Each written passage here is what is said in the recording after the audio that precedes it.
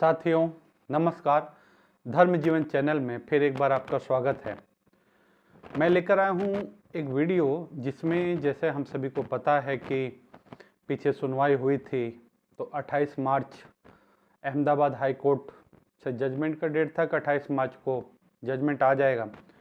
उस समय भी मैंने कहा था कि बड़ा एकदम बॉर्डर पे डेट है, क्योंकि फिर 29 शनिवार, फिर 30-31 छुट्टियाँ हैं और हमारी केवल 31 तारीख तक ही जो गुरुदेव की बेल है।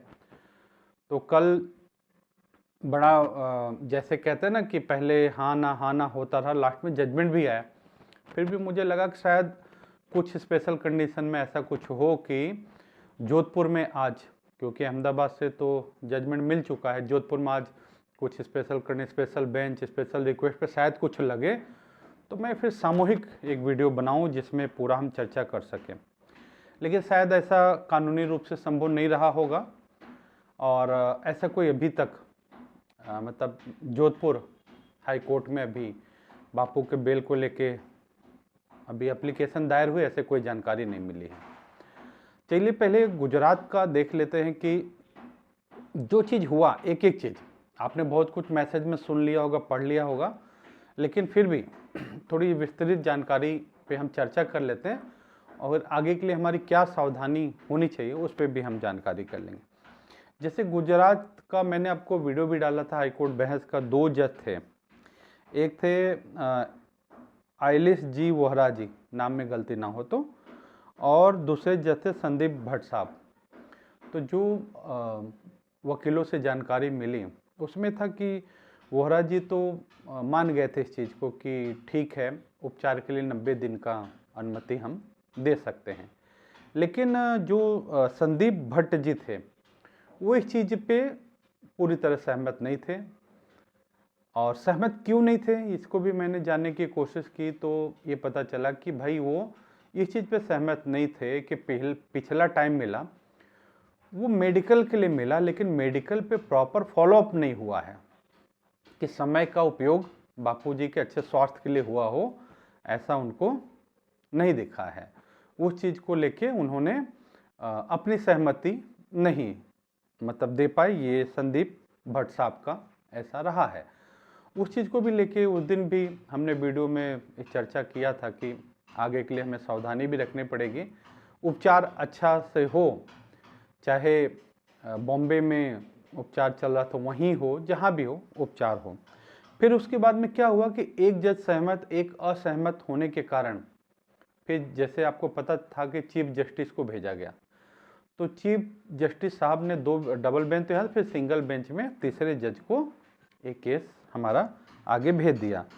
तो ये जो हमारे जो वकील लड़ रहे थे, जिनको मैंने ये बोला था युवा वकील बड़ा अच्छा बहस किया, वही आगे भी उस केस में आगे गए।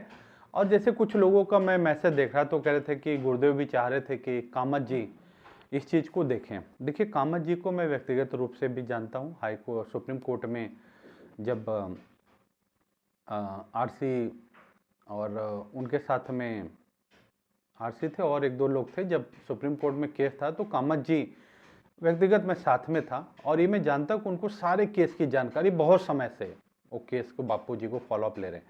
मुझे लगता है कि कोई भी नया वकील जितना हमको बताना पड़ेगा किसी को, कामत जी को सब चीज़ें पता है, क्योंकि बहुत बार वो सुप्रीम कोर्ट में हमारी तरफ से हाजिर हो चुके हैं। तो कामत जी वो कह सकते हैं कि निर्विवाद रूप से, नो डाउट, बहुत अच्छे वकील हैं और बहस का उनका हमने देखा भी है सुप्रीम कोर्ट में कैसे करते हैं। लेकिन यहाँ पे ऐसी क्या स्थिति रही, जैसे किसी ने लिखा है वो स्थिति मुझे जानकारी नहीं। गुरुदेव चाहते थे कामत जी केस में आए, तो शायद सुप्रीम कोर्ट में आएंगे या जो भी होगा। इस युवा वकील को रखा है जिनका नाम अश्विन मेहता, अपने जो वकील थे, इन्होंने केस को आगे लेके गए। अब इसमें क्या हुआ कि जब चीफ जस्टिस साहब ने ये हमारे जो है एएस सोफिया साहब जज जो है उनको ये केस रेफर कर दिया और सोफिया साहब ने उसमें एग्री हुए। लेकिन इसमें एक अच्छी चीज़ हुई कि इसमें जो है बहस से पहले ही एक बड़े तरीके से जो सवाल थे, जो मतलब निचली जो मतलब डबल बेंच अहमदाबाद ने जो सवाल खड़े किए थे, उस चीज़ को लेके रिटर्न सबमिशन बहस से पहले तो इसे जज के पास जमा करा दिए थे। ये बहुत अच्छा काम, जिसने भी ये रिटर्न सबमिशन, क्योंकि इतने कम समय में उस चीज़ को लेके रिटर्न सबमिशन बनाना, दिमाग लगाना, क्या प्रश्न हो सकते, कैसे हो सकते हैं, बहुत अच्छे से, क्योंकि रिटर्न सबमिशन पहले ही हो गया, ताकि उस चीज़ पे जो हमने रिटर्न सबमिशन दे उसी के आधार पे हमारे वकील ने अपना पक्ष जज के सामने रखा। तो जो भी टीम रिटर्न सबमिशन समय से पहले कराई, वो बिल्कुल ही मैं कह रहा हूँ कि इतने कम समय में इतने अच्छे तरीके से उन्होंने सबमिशन कराया होगा, तभी ये सकारात्मक पॉजिटिव न्यूज आई है। तो विशेष तौर पे बधाई के पात्र हूँ, अब जो भी रहे हों इस टीम में, क्योंकि कोई व्यक्तिगत एक आदमी ने किया होगा ऐसा नहीं, क्योंकि कोई सीनियर वकील के द्वारा ये सब चीज़ गुरुदेव के पास तक पहुंची होगी या लीगल टीम पास, उसने रिटर्न सबमिशन कराई। ये बहुत अच्छी चीज़ हुई कि रिटर्न सबमिशन पेपर जमा करा दिए थे। और उसके बाद में फिर ये जो सोफिया साहब हैं, इन्होंने दोनों पक्षों को खूब ध्यान से सुना, और सरकारी वकील ने खूब प्रयास भी किया कि इस चीज़ को रोका जा सके, ठीक है। लेकिन सोफिया साहब ने वो चीज़ को सारी बात सुनने के बाद में तुरंत ऑर्डर उन्होंने लिखवाया, जैसे जानकारी मिली 3-4 पेज का तो ऑर्डर ही पूरा उन्होंने लिखवाया, और उसमें गुरुदेव को वहाँ से अहमदाबाद से बेल हमें मिल गई है। अब ये जानकारी कल मुझे मिली, और मैं सोचा भी, कुछ मेरे एक मीटिंग्स थी वहाँ से करके लौटा, तो जानकारी तो थी, लेकिन फिर मैंने सोचा कि चलिए आधा क्या, आज जोधपुर का भी कुछ मंगल समाचार आ जाएगा, फिर हम उस पर पूरा वीडियो बना लेंगे।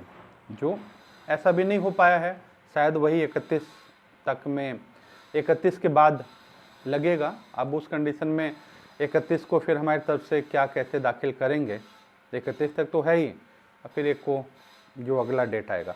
अब इसमें एक चीज़ ये भी है, मेरा जो विशेष इस पे विचार ये है कि पीछे भी जो भट्ट साहब हैं, भट्ट साहब जो जज हैं, उन्होंने संदीप भट्ट साहब जो फॉलोअप की बात कही, तो देखिए मुझे लगता है कि गुरुदेव बॉम्बे इलाज के लिए गए थे, वहाँ भी बहुत अच्छा इलाज रहा, और जहाँ भी मुझे लगता है कि एक प्रॉपर जगह है। सबसे बड़ी चीज़ है आज के समय में कि बापूजी का स्वास्थ्य पूरी तरह से ठीक हो जाए, पूरी तरह से ठीक हो जाए। भक्तों की भावना अलग विषय है कि गुरुदेव यहाँ पे इलाज कराएं, वहाँ कराएं, और लोग इलाज के लिए जा रहे हैं, अभी भी जा रहे, तो लोगों ने दर्शन किया। देखिए मुझे वो चीज़ भी लगता है कि अभी महाकुंभ लगा था, तो करीब 65 करोड़ लोग घर द्वार छोड़ के, छोटे बच्चे लेके खुद गए कुंभ स्नान करने, और संत तो कहते हैं ना जंगम तीर्थ, जहाँ रहें वही वो स्थान ही तीर्थ बन जाता है। तो जिसके कहते हैं ना दर्शन कीजिए साधु का दिन में कई बार, तो जिसके तड़प होगी भाग्य के लेखे में होगा संत दर्शन का लाभ। तो वो जैसे गुरुदेव स्वास्थ्य के लिए, क्योंकि सत्संग होता नहीं है, मिलते तो है नहीं बापूजी किसी से, कानून में जो प्रावधान उसके आधार बोल रहा हूँ, लेकिन जैसे वो टहलने निकलते हैं, टहलने के लिए व्हील चेयर पे, वो भी ये भी देखो टहलना क्या व्हील चेयर पे, मतलब स्वास्थ्य इतना ठीक नहीं है कि व्हील चेयर पे बापू सैर करते हैं, तो दूर से लोग दर्शन करते, इसमें कोई कानून का उल्लंघन भी नहीं है। तो उस चीज़ को ध्यान में रखते हुए मैं बात बोल रहा हूँ। तो जिसको आवश्यकता होगी वो वहाँ पहुँच के भी दर्शन का लाभ ले लेगा, लेकिन हम ऐसा प्रयास तो रहे हमारा कम से कम कि बापूजी का इस बार, क्योंकि आगे के लिए भी हमें फिर चाहे हम तो चाह रहे हैं कि बंधन वाली बेल ना हो के रेगुलर बेल भी बने, तो प्रॉपर इलाज हो, इसमें एक स्थान पे जहाँ भी उचित इलाज हो सके, अच्छे से इलाज हो, बापूजी पूर्ण रूप में स्वस्थ हो जाए। क्योंकि बापूजी दर्शन दें ये बड़ी चीज़ नहीं है, बापूजी पूर्ण रूप में स्वस्थ हो जाएं और सब साधक वैसे दर्शन मांग लेंगे। तो जो भी अब टीम है, अब जोधपुर का लगेगा, जहाँ तक मुझे लग रहा है कि 1 तारीख को या उससे पहले, क्योंकि आज अभी दोपहर तक तो ऐसी कोई जानकारी मिली भी नहीं, मैंने प्रयास भी किया जानने का, अभी कोई जानकारी मेरे पास नहीं है। तो ये है कि जोधपुर का लगने के बाद भी हमें सावधानी तो खूब रखनी पड़ेगी, क्योंकि ये चीज़ हमें दिख गई कि एक छोटा सा फॉलोअप न ले पाना भी एक सवाल बन सकता है। तो वो भी रखना है। साधकों को भी अपना मैसेज, वीडियो, संदेश आदान प्रदान में भी खूब ध्यान रखना है। और उम्मीद करता हूँ कि नवरात्रि के शुभ जो ये पर्व आ रहा है, इसमें तो खाली हम बेल पे ही क्यों सोचें, कुछ बड़ा सोचें। और मुझे लगता है 9 दिन महासंकल्प का दिन है। इसमें माँ की विभिन्न शक्तियाँ अनेक अनेक रूप में जागृत रहती हैं। तो हम सभी का शुभ संकल्प हो कि इस 9 दिन में कुछ ऐसा विशेष कृपा हो जाए कि ये जो कलेश है, ये बेल लेना देना, ये झूठे केस का, क्योंकि किसी भी काल चक्र का समय तो होता ही है कि बस इतना कितना दिन, 12 साल से अधिक हो गया, तो अब तो रास्ता मिलना भी चाहिए, रास्ता बनना भी चाहिए। मेरा दोनों विशेष अनुरोध है। तो मैं चाहूँगा कि जो भी लीगल में लगे हैं या जो सहयोगी हैं वो भी कुछ बड़ा सोचें। खाली हम बेल लेना, तो देखो बेल लेने में अच्छा है, ना के बजाय मिल रहा स्वास्थ्य इलाज के लिए अच्छा है, लेकिन फिर भी लेकिन शब्द जो लगा है ना, वो तभी पूरी तरह हटेगा जब गुरुदेव निर्दोष रिहा हो जाए। तो निर्दोष थे, बस कानूनी रूप से वो चीज़ हो जाए, तो उसके लिए मुझे लगता है कि बड़ा सोचने का समय है, बड़ा सोचना है। और साथ आप लोगों के मैसेज, कमेंट्स भी हैं बहुत सारे, लेकिन सबका साधुवाद, सबने अच्छा बोला है। कुछ एक आध दो लोग का अभी भी मन में कुछ नाराज़गी है कि फलाने टीम वालों ने फंसाया है और आप भी उस टीम के साथ में हो। तो साथी, मैं तो सिर्फ एक लाइन में बात पूरी कर लेता हूँ।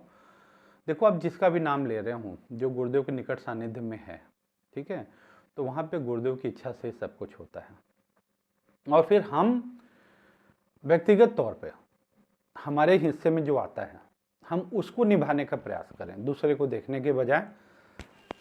अभी मैं एकादशी दिन एक आश्रम में, अभी नज़दीकी आश्रम में गया, वहाँ कुछ सेवा कार्य चल रहा था, कर रहे थे, भले मेरा विषय नहीं था, फिर भी मैंने उसको देखा और देखने के बाद मुझे उसमें कुछ सुधार कर लगा गुंजाइश। तो मैंने जिम्मेदार लोग को बोला, भाई इस चीज़ को अगर हम ऐसे ऐसे तरह से करें तो हमारे समय की भी बचत हो और ऐसे पैसे की भी बचत हो सकती है, ऐसे ऐसा हम सोच सकते हैं। तो जहाँ हम हैं, जहाँ पे हैं, उस स्थान पे जो सेवा हमारे हिस्से में आती है, हम उसको कर पाएँ।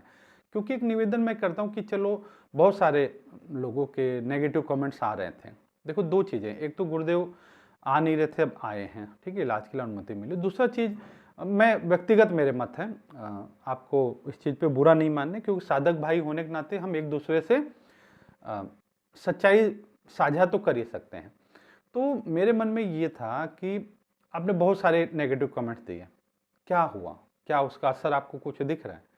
भाई, जो व्यक्ति गुरुदेव के स्पर्श भी कर रहा है, मैं नाम नहीं ले रहा हूँ, आपका भी नहीं ले रहा हूँ, आप जिसके लिए कह रहे हो उसका भी नहीं ले रहा, आप समझदार हैं, मंत्र दीक्षित साधक हैं, तो कुछ तो बिगड़ा नहीं अगला, तो हम अपना क्यों बिगाड़ लें? हाँ, वो आपको साखी तो गुरुदेव की याद है ना, कि झूठे किसी की निंदा करके सारा पाप अपने माथे लेके हम क्यों घूमें। तो जो वास्तव में हो, देखो, मैं कह रहा हूँ, हमारे हिस्से में आता संकल्प करना, हमारे हिस्से में आ रहा जहाँ जो हमारे कर सकते हो सेवा को सहयोग कर देना, ठीक है, जो जिसमें सामर्थ्य उस अनुसार उतने लेवल के। तो ये चीज़ है। और फिर भी मुझे लगता है कि आपके जो सही उचित प्रश्न है उसका जवाब जो है लेने का मैं पूरा प्रयास भी करता हूँ। और सबसे अच्छी बात है कि आप लोगों ने बोला कि हाँ, बापू जब निर्दोष ही रिहा होंगे। बहुत अच्छा शुभ संकल्प है आपका कि बापू निर्दोष ही रिहा होंगे, और बिल्कुल होना ही चाहिए, बहुत हो गया। और बस ये है कि कुछ कहना भी चाह रहा हूँ, लेकिन समय अनुकूल मुझे लगता है कि उतना अधिक बोलना उचित नहीं है। लेकिन शुभ संकल्प मुझे लगता है पूरे विश्व के जो भी करोड़ों साधक हैं, सनातनी हैं, सबका शुभ संकल्प होगा कि सत्ता पक्ष, न्याय पक्ष सभी को सद्बुद्धि मिले और ये झूठा केस का जंजाल खत्म हो। और आगे जो भी ऐसी जानकारी आएगी मैं आपके साथ जरूर साझा करूंगा। बाकी हम प्रतीक्षा करेंगे कि राजस्थान जो अपना जोधपुर हाईकोर्ट से भी गुरुदेव को त्वरित ये इलाज के लिए अनुमति प्रदान हो जाए, गुरुदेव को अच्छे से स्वास्थ्य इलाज हो, जो हम सभी साधकों के मन का भाव है। आप अपने विचार जरूर साझा करिए, आपके मन में कुछ और प्रश्न है, कोई बात है, तो हम बिल्कुल आपस में चर्चा कर सकते हैं। सभी को खूब खूब हरिओम हरिओम।